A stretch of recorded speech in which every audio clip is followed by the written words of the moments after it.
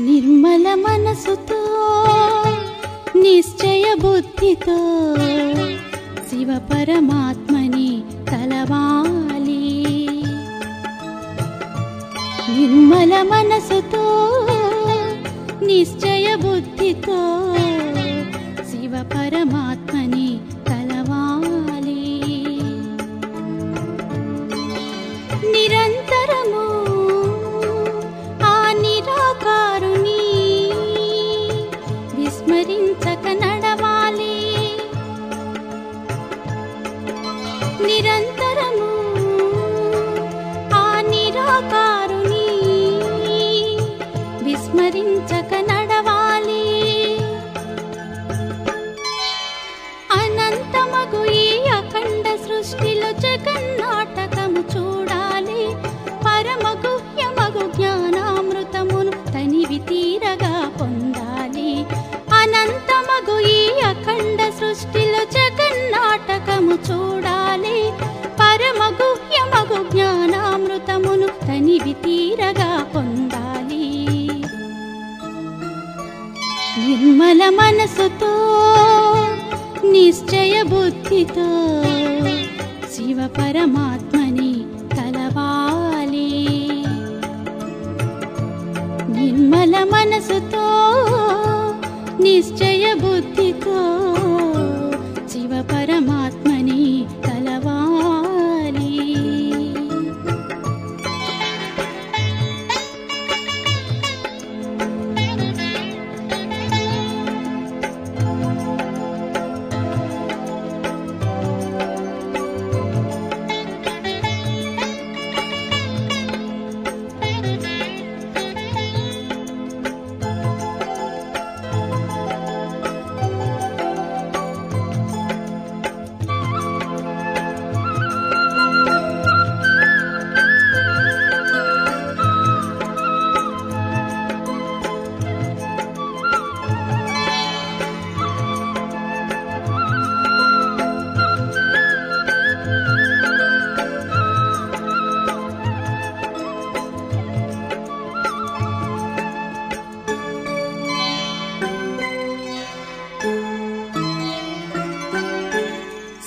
రహితమగు సంసారములో నిమిత్తమై నడవాలి. పాప విముక్తికి పరమేశునితో సదా యోగము చేయాలి.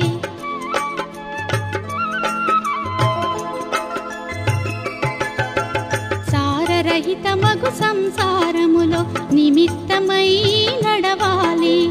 పాప విముక్తికి పరమేశునితో సదా యోగము చేయాలి. అక్షయ పుణ్యము సాధించుటకై విశ్వసేవనే చేయాలి. శ్రేష్టమగుటకు శ్రీమతముపై దృఢ నిశ్చయముతో నడవాలి. అక్షయ పుణ్యము సాధించుటకై విశ్వసేవనే చేయాలి. శ్రేష్టమగుటకు శ్రీమతముపై దృఢ నిశ్చయముతో నడవాలి. దృఢ నిశ్చయముతో నడవాలి. నిర్మల మనసుతో నిశ్చయ బుద్ధితో శివ పరమాత్మని తలవాలి. నిర్మల మనసుతో నిశ్చయ బుద్ధితో శివ పరమాత్మని తలవాలి.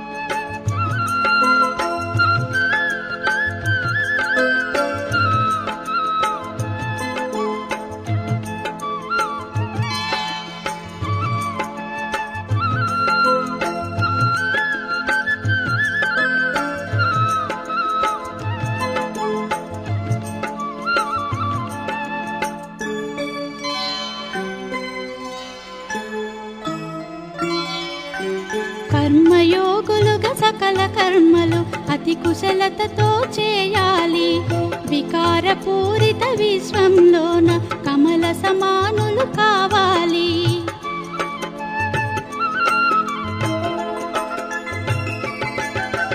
కర్మయోగులుగా సకల కర్మలు అతి కుశలతతో చేయాలి. వికారపూరిత విశ్వంలోన కమల సమానులు కావాలి.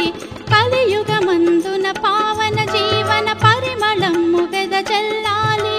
జ్ఞానయోగముతో శక్తిని చేకొని గగన తలమునకెగరాలి.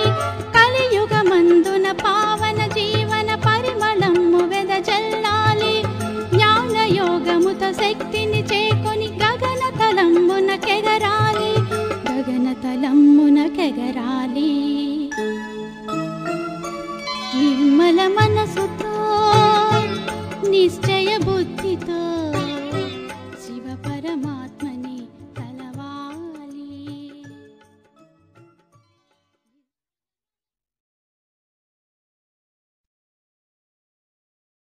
ఓం శాంతి. మధురమైన పిల్లలారా, తండ్రి మీకు దైవీ ధర్మాన్ని, శ్రేష్ఠ కర్మలను నేర్పిస్తూ ఉన్నారు. కాబట్టి మీ ద్వారా ఏ ఆసురీ కర్మలు జరగరాదు. బుద్ధి చాలా శుద్ధంగా ఉండాలి. ప్రశ్న: దేహాభిమానంలోకి వచ్చుట వల్లే జరిగే మొట్టమొదటి పాపమేది? దేహాభిమానం అంటేనే తండ్రి స్మృతికి బదులు దేహదారుల స్మృతి వస్తుంది. దృష్టి చెడిపోతుంది. చెడు ఆలోచనలు వస్తాయి. ఇది చాలా పెద్ద పాపము. మాయ దాడి చేస్తుందని అర్థం చేసుకోవాలి. వెంటనే జాగృత పడాలి. ఓం శాంతి. ఆత్మీయ తండ్రి ఆత్మీయ పిల్లలకు అర్థం చేయిస్తూ ఉన్నారు. ఆత్మీక తండ్రి ఎక్కడి నుండి వచ్చారు? ఆత్మల ప్రపంచం నుండి. దానిని నిర్వాణధామము లేక శాంతిధామమని కూడా అంటారు. ఇది గీతలోని విషయము. ఈ జ్ఞానం ఎక్కడి నుండి వచ్చింది అని మిమ్మల్ని అడుగుతారు. ఇది అదే గీతా జ్ఞానమని, ఇప్పుడు గీతా పాత్ర నడుస్తూ ఉందని తండ్రి చదివిస్తున్నారని చెప్పండి. భగవాను వాచ్ కదా. భగవంతుడైతే ఒక్కరే. వారు శాంతి సాగర్లు, శాంతిధామ నివాసకులు. మనం కూడా అక్కడే ఉండేవాళ్ళము. తండ్రి అర్థం చేయిస్తూ ఉన్నారు. ఇది పతిత ప్రపంచము, పాపాత్ముల తమో ప్రధాన ప్రపంచము. ఆత్మలైన మనమంతా ఈ సమయంలో తమో ప్రధానంగా ఉన్నామని కూడా తెలుసు. 84 జన్మల చక్రంలో తిరిగి సతో ప్రధానం నుండి ఇప్పుడు తమో ప్రధానంలోకి వచ్చాము. ఇది పాత ప్రపంచము లేక కలియుగ ప్రపంచం కదా. ఈ పేర్లన్నీ ఈ సమయంలోనివే. పాత ప్రపంచం తర్వాత మళ్ళీ కొత్త ప్రపంచం వస్తుంది. ప్రపంచం ఎప్పుడు పరివర్తన కావలసి ఉండినదో అప్పుడు మహాభారత యుద్ధం జరిగిందని, అప్పుడే తండ్రి వచ్చి రాజయోగాన్ని నేర్పించారని కూడా భారత్వాసులకు తెలుసు. కేవలం తప్పు ఎక్కడ జరిగింది? ఒకటేమో కల్పము ఆయుష్ని మర్చిపోయారు. రెండవది గీతా భగవంతుణ్ణి కూడా మర్చిపోయారు. కృష్ణుణ్ణి గాడ్ ఫాదర్ అని అనలేము. ఆత్మ గాడ్ ఫాదర్ అని అంటుంది. అందువల్లే వారు నిరాకారులు. నిరాకార తండ్రి ఆత్మలకి చెప్తూ ఉన్నారు, నన్ను స్మృతి చేయండి, నేను పతిత పావనుడను. నన్ను మీరు ఓ పతిత్ పావన అని కూడా పిలుస్తారు. కృష్ణుడు దేహదారి కదా. నాకైతే ఏ దేహము లేదు. నేను నిరాకారుణ్ణి, మనుష్యుల తండ్రిని కాదు, ఆత్మల తండ్రిని. ఇది పక్కా చేసుకోవాలి. క్షణక్షణము ఆత్మలైన మనము ఈ తండ్రి ద్వారా వారసత్వం తీసుకుంటాము. ఇప్పుడు 84 జన్మలు పూర్తి అయినాయి. ఇప్పుడు తండ్రి వచ్చారు కనుక బాబా బాబా అని అంటూనే ఉండాలి. బాబాని చాలా స్మృతి చేయాలి. కల్పమంతా దేహదారి తండ్రిని స్మృతి చేశారు. ఇప్పుడు ఆత్మల తండ్రి వచ్చారు. మానవ సృష్టి నుండి సర్వ ఆత్మలను వాపస్ తీసుకువెళ్తారు. ఎందుకంటే రావణ రాజ్యంలో మనుష్యులందరూ దుర్గతిలో ఉన్నారు కనుక ఇప్పుడు తండ్రిని స్మృతి చెయ్యాలి. ఇది రావణ రాజ్యమని కూడా మనుష్యులెవ్వరికీ తెలియదు. రావణుని అర్థమే తెలియదు. కేవలం దసరా పండుగను ఆచరించే ఒక ఆచారం మాత్రమే ఏర్పడింది. మీలో కూడా ఎవ్వరికీ అర్థం తెలిసేది కాదు. ఇప్పుడు ఇతరులకు అర్థం చేయించేందుకు మీకు జ్ఞానం లభించింది. ఒకవేళ ఇతరులకు అర్థం చేయించలేకుంటే స్వయం అర్థం చేసుకోలేదని భావించాలి.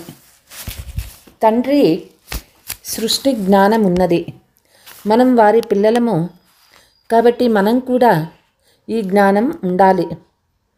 ఇది మీ గీతా పాఠశాల. దీని లక్ష్యం ఏది? లక్ష్మీనారాయణులుగా అవ్వటం. ఇది రాజయోగం కదా. నరుని నుండి నారాయణుడిగా, నారీ నుండి శ్రీలక్ష్మిగా అయ్యే జ్ఞానము. వారు కూర్చొని కథను వినిపిస్తారు. ఇక్కడైతే మనము చదువుకుంటాము. మనకు తండ్రి రాజయోగాన్ని నేర్పిస్తున్నారు. కల్పంలోని సంగమయుగంలో నేర్పిస్తారు. తండ్రి చెప్తారు, నేను పాత ప్రపంచాన్ని పరివర్తన చేసి కొత్త ప్రపంచాన్ని తయారు చేసేందుకు వచ్చాను. కొత్త ప్రపంచంలో వీరి రాజ్యం ఉండేది. పాత ప్రపంచంలో ఆ రాజ్యం లేదు. మళ్ళీ తప్పకుండా వస్తుంది. చక్రాన్ని అయితే తెలుసుకున్నారు. ముఖ్యమైన ధర్మాలు 4. ఇప్పుడు దైవీ ధర్మము లేనే లేదు. దైవీ ధర్మము భ్రష్టమైపోయింది. దైవీ కర్మలు కూడా భ్రష్టమైపోయాయి. ఇప్పుడు మళ్ళీ మీకు శ్రేష్టమైన దైవీ ధర్మము, శ్రేష్ఠ కర్మలు బాబా నేర్పిస్తూ ఉన్నారు. కనుక మా ద్వారా ఏ ఆసురీ కర్మలు జరగడం లేదు కదా. మాయ కారణంగా చెడు సంకల్పాలేవి రావడం లేదు కదా. చెడు దృష్టి లేదు కదా. స్వయంపై గమనం ఉంచుకోవాలి. ఎవరికైనా చెడు దృష్టి ఉండడం లేక చెడు ఆలోచనలు రావడం గమనిస్తే వారిని వెంటనే హెచ్చరించాలి. వారితో మీరు కలిసిపోరాదు. మీలో మాయ ప్రవేశించిన కారణంగా ఇలాంటి చెడు ఆలోచనలు వస్తున్నాయని వారిని హెచ్చరించాలి. యోగంలో కూర్చున్నప్పుడు తండ్రి స్మృతికి బదులు వారి దేహం పైనే ఆలోచనలు వెళ్తూ మాయతో యుద్ధం జరుగుతుందని, నేను పాపం చేస్తున్నానని అర్థం చేసుకోవాలి. దీని కొరకు చాలా శుద్ధమైన పవిత్రమైన బుద్ధి అవసరం. ఎగతాళి వలనే చాలా నష్టం సంభవిస్తుంది. కనుక మనము నోటి ద్వారా ఎప్పుడు ఎగతాళి వేళాకోళం మాటలు మాట్లాడరాదు. చెడు మాటలు రానే రాకూడదు. వేళాకోళము చేయకూడదు. తమాషాకు అన్నాను అని కూడా అనరాదు. అది కూడా నష్టదాయకమైనదే. వికారీ వాసనలు ఉంటూ విధంగా తమాషాలు కూడా చేసుకోరాదు. చాలా హెచ్చరికగా ఉండాలి. దిగంబరుల ఆలోచనలు వికారాల వైపుకు వెళ్ళవని మీరు భావిస్తారు. వారు వేరువేరుగానే ఉంటారు. కానీ యోగం ద్వారా తప్ప కర్మేంద్రియాల చంచలత ఎప్పుడూ తొలగదు. కామశత్రువు ఎటువంటిదంటే యోగము సరిగ్గా లేకుంటే ఎవరినైనా చూసినప్పుడు చంచలత తప్పకుండా వస్తుంది. మిమ్మల్ని మీరు పరీక్ష చేసుకోవలసి ఉంటుంది. సదా తండ్రి స్మృతిలోనే ఉంటే ఇలాంటి జబ్బులేమీ ఉండవు. యోగంలో ఉండడం వల్ల ఈ జబ్బులు రావు. సత్యయుగంలో ఎలాంటి మురికి ఉండదు. చంచలమయ్యేందుకు అక్కడ రావణుని చంచలతనే ఉండదు. అక్కడ యోగి జీవితం ఉంటుంది. ఇక్కడ కూడా స్థితి చాలా పక్కాగా ఉండాలి. యోగ బలం ద్వారా ఈ జబ్బులన్నీ సమాప్తమైపోతాయి. కానీ ఇందులో చాలా శ్రమ ఉంది. రాజ్యం తీసుకోవటం సులభమేమీ కాదు. పురుషార్థమైతే చెయ్యాలి కదా. భాగ్యంలో ఏముంటే అదే దొరుకుతుంది అనుకోకూడదు. ధారణ చెయ్యకుంటే పనికిరాని పదవికి, అంటే చిన్న పదవికి యోగ్యులుగా అవుతారు. పాఠ్యాంశాలు చాలా ఉంటాయి కదా. కొందరు డ్రాయింగ్లో, కొందరు ఆటలలో మంచి మార్కులు పొందుతారు. అవి సాధారణ పాఠాలు. అలాగే ఇక్కడ కూడా అటువంటి పాఠ్యాంశాలు ఉన్నాయి. ఏదో ఒక పదవి లభిస్తుంది, కానీ సామ్రాజ్యం లభించదు. సర్వీస్ చేస్తే సామ్రాజ్యం లభిస్తుంది. దాని కొరకు చాలా శ్రమ చేయాలి. ఎలాగైతే అందరికీ ఆహారం జీర్ణము ఎలా అవ్వదో అలా చాలామంది బుద్ధిలో కూర్చోదు. వారికి ఉన్నత పదవి పొందే ధైర్యం ఉండదు. దీనిని కూడా అనారోగ్యమనే అంటారు కదా. మీరు ఏ విషయం చూస్తూ ఉన్నా చూడనట్లు ఉండండి. ఆత్మీక తండ్రి స్మృతిలో ఉండి ఇతరులకు దారి చూపించాలి. అందులకు ఊతకర్రగా అవ్వాలి. మీరు దారి తెలుసుకున్నారు. మహారథులుగా ఎవరుంటారో వారి బుద్ధిలో రచయిత రచనా జ్ఞానము, ముక్తి జీవన్ముక్తి జ్ఞానము తిరుగుతూ ఉంటుంది. మహారథి పిల్లల స్థితిలో కూడా రాత్రికి పగలకు ఉన్నంత వ్యత్యాసం ఉంటుంది. కొన్ని చోట్ల కొంతమంది చాలా ధనవంతులుగా అవుతారు, కొంతమంది చాలా పేదవాళ్ళుగా అవుతారు. రాజ్య పదవిలో వ్యత్యాసం ఉంటుంది, కానీ అక్కడ రావణుడు లేనందున దుఃఖం ఉండదు. సంపదలో అయితే వ్యత్యాసం ఉంటుంది. సంపద వలన సుఖం లభిస్తుంది. ఎంతగా యోగంలో ఉంటారో అంత ఆరోగ్యం చాలా బాగుంటుంది. కష్టపడాలి. చాలామంది నడవడికలు అజ్ఞాని మనుషుల వలె ఉంటాయి. అటువంటి వారు ఎవరికీ కళ్యాణము చేయలేరు. పరీక్షలు జరిగినప్పుడు ఎవరు ఎన్ని మార్కులతో పాస్ అవుతారో తెలుస్తుంది. ఆ సమయంలో అయ్యో అని బాధపడవలసి ఉంటుంది. బాప్ దాదా ఇరువురు ఎంతగానో అర్థం చేయిస్తూ ఉంటారు.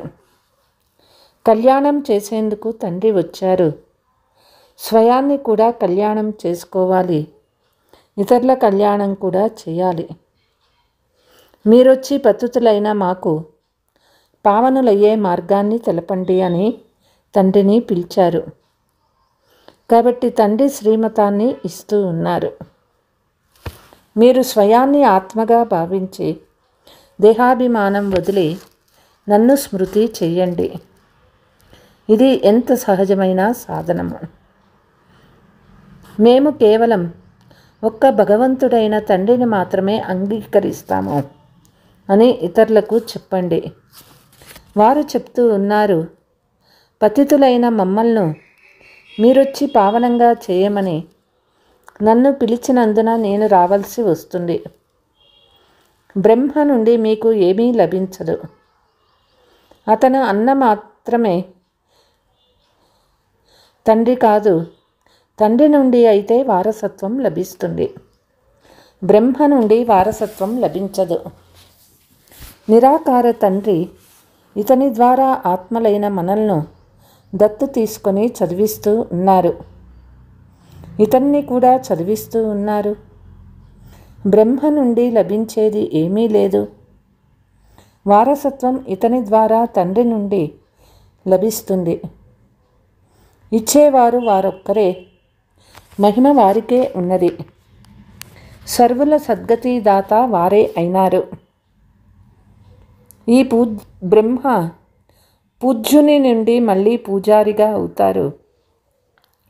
సత్యుగంలో ఉండేవాడు తర్వాత మళ్ళీ 84 జన్మలను అనుభవించి ఇప్పుడు పతీత్గా అయ్యారు.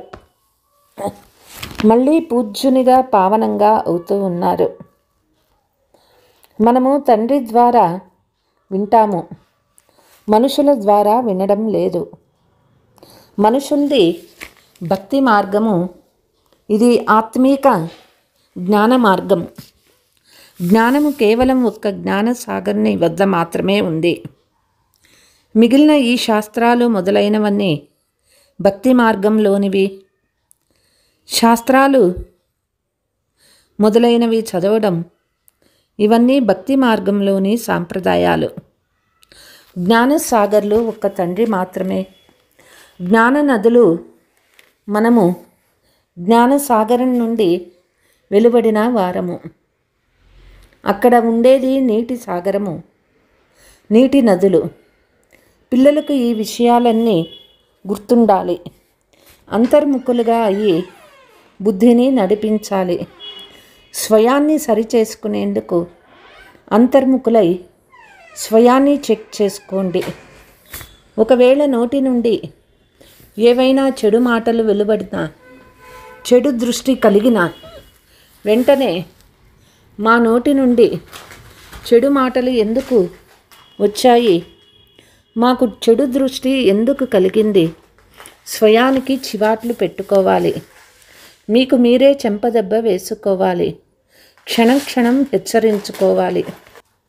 అప్పుడే ఉన్నత పదవి పొందగలరు. నోటి ద్వారా కటువు వచనాలు వెలువడరాదు. తండ్రి అయితే అన్ని రకాలైన శిక్షణలను ఇవ్వవలసి ఉంటుంది. ఎవరినైనా పిచ్చివాడు అనడం కూడా చెడు వచనమే. మనుషులు ఎవరి గురించి అయినా ఏది తోస్తే అది అంటూ ఉంటారు. ఎవరిని మహిమ చేస్తున్నామో కూడా తెలియదు. పతిత పావనుడైన ఒక్క తండ్రిని మాత్రమే మహిమ చేయాలి. వారు తప్ప వేరే ఎవ్వరూ లేరు. బ్రహ్మ విష్ణు శంకర్లను కూడా పతిత పావనులని అనరు. వారు ఎవ్వరినీ పావనంగా చెయ్యరు. పతిత నుండి పావనంగా చేసేవారు ఒక్క తండ్రి మాత్రమే. పావన సృష్టి అంటేనే నూతన ప్రపంచము. అది ఇప్పుడు లేనే లేదు. పవిత్రత స్వర్గంలో మాత్రమే ఉంటుంది. పవిత్రత సాగర్లు కూడా ఉన్నారు. ఇదంతా రావణ రాజ్యమే. పిల్లలు ఇప్పుడు ఆత్మాభిమానులుగా అయ్యేందుకు చాలా శ్రమ చేయాలి. నోటి ద్వారా ఎలాంటి రాళ్ళు లేక చెడు వచనాలు వెలువడరాదు. చాలా ప్రీతిగా నడుచుకోవాలి. చెడు దృష్టి కూడా చాలా నష్టపరుస్తుంది. చాలా శ్రమ అవసరము. ఆత్మాభిమానము అవినాశి అభిమానము. దేహమైతే వినాశి. ఆత్మను గురించి ఎవరికీ తెలియదు. ఆత్మకు కూడా ఎవరో తండ్రి తప్పకుండా ఉంటారు కదా. అందరూ సోదరులే అని కూడా అంటారు. మరి అందరిలో పరమాత్ముడైన తండ్రి ఎలా విరాజమానమై ఉన్నారు? అందరూ తండ్రులు ఎలా అవ్వగలరు? ఇంత మాత్రం తెలివి కూడా లేదు. సర్వుల తండ్రి ఒక్కరే. వారి నుండి వారసత్వం లభిస్తుంది. వారి పేరు శివుడు.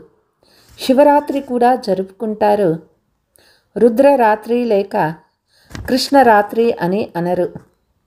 మనుషులు కొంచెం కూడా అర్థం చేసుకోరు. ఇవన్నీ వారి రూపాలే, వారి లీలే, అంతా వారిదే అని అంటారు. అనంతమైన తండ్రి ద్వారా అనంతమైన వారసత్వం లభిస్తుంది. కాబట్టి ఆ తండ్రి శ్రీమతాన్ని అనుసరించాలని ఇప్పుడు మీకు తెలుసు. నన్ను స్మృతి చేయండని తండ్రి చెప్తారు. కూలీలకు కూడా శిక్షణ ఇవ్వాలి. ఇప్పుడు వారికి కూడా కొంత కళ్యాణం జరుగుతుంది.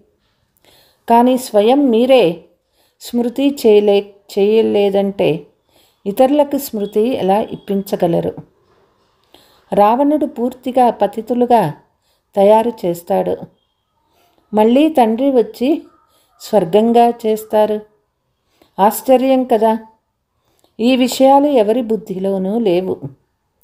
లక్ష్మీనారాయణులు ఎంత శ్రేష్టమైన దేవతల నుండి మళ్ళీ ఎంత పతితులుగా అవుతారు. అందుకే బ్రహ్మ పగలు బ్రహ్మరాత్రి అని మహిమ చేయబడింది. శివాలయాలలో మీరు చాలా సర్వీసు చేయవచ్చు. తండ్రి చెప్తూ ఉన్నారు, గడప గడప వెతకటం వదిలేసి తండ్రి స్మృతి చేయండి అని అందరికీ చెప్తారు.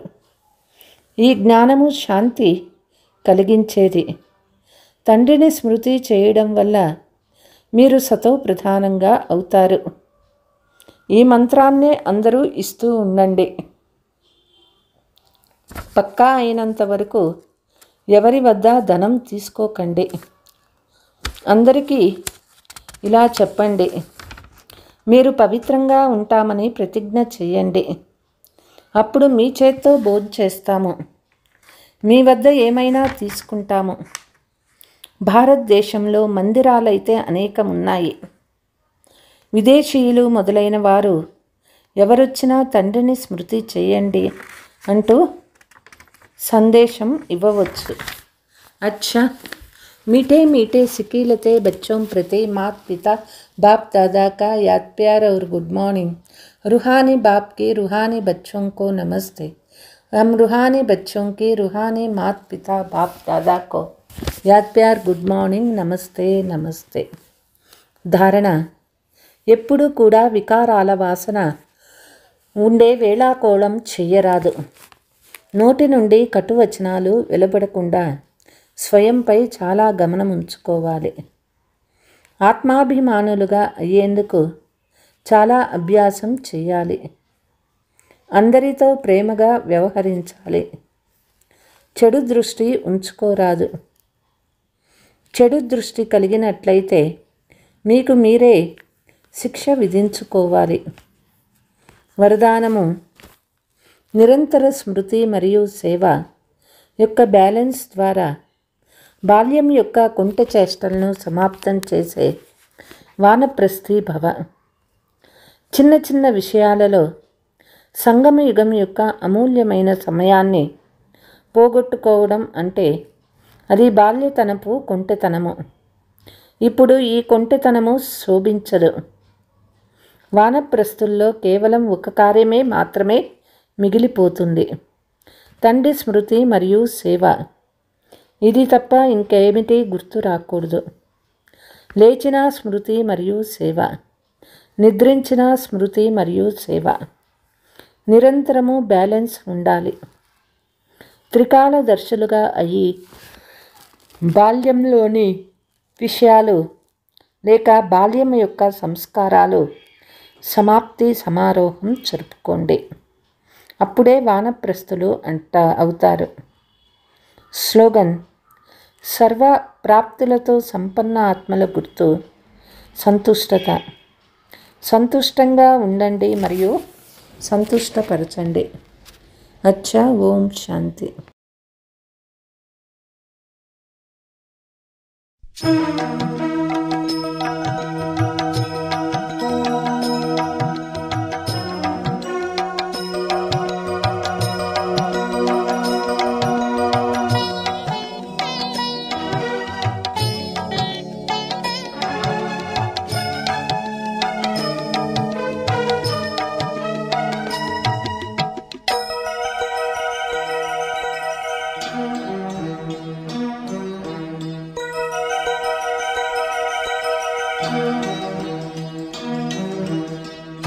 దివ్య గుణాలే ధారణ చేసి పూలమాలగా వికసించవోయి.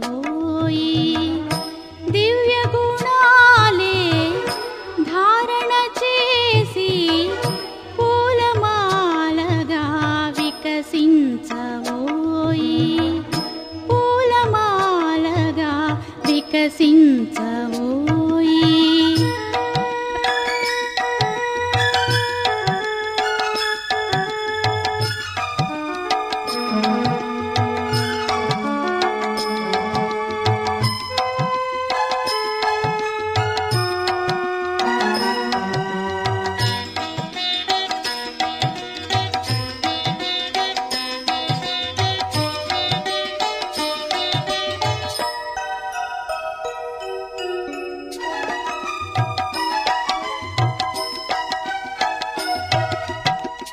అంతర్ముఖతా ఆత్మస్వధర్మం హర్షితముఖతా ముఖారవిందం. అంతర్ముఖతా ఆత్మస్వధర్మం హర్షితముఖతా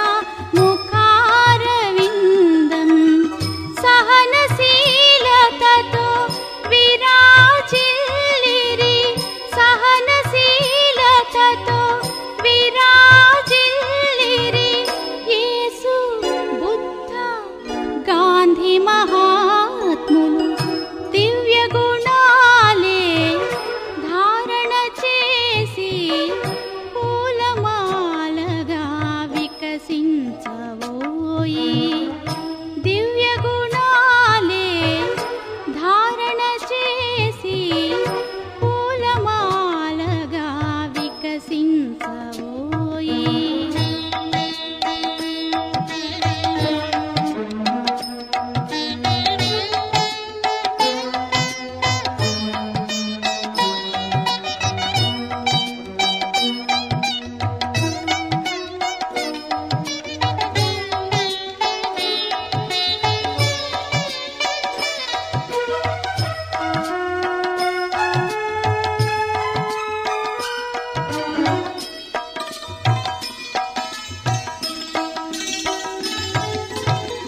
धैर्ये साहसे लक्ष्मी निलयं निर्भयत्वमे नीकु निश्चलता.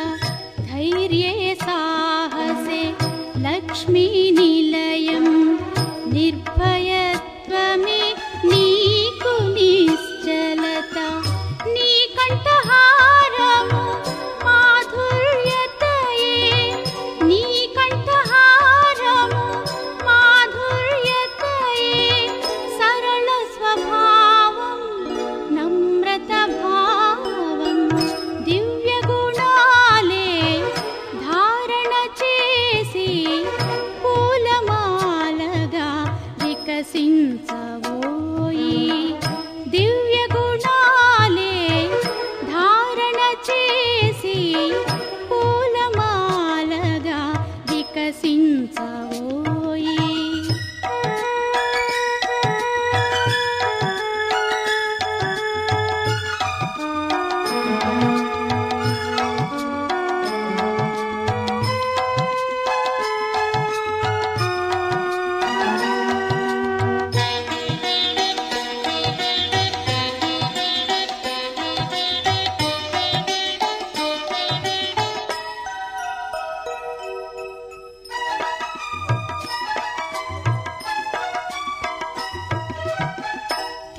त्यागतपस्या सेवानिरति दयाद्र हृदयं विशालभावं. त्यागतपस्या सेवानिरति दयाद्र हृदयं विशालभावं. निस्सङ्कल्पमे निर्मोहत्वं निस्सङ्कल्पमे निर्मोहत्वं. परम पवित्रता जीवाधारं दिव्य गुणाले धारण చేసి పూలమాలగా వికసించవోయి. దివ్య గుణాలే ధారణ చేసి పూలమాలగా వికసించవోయి.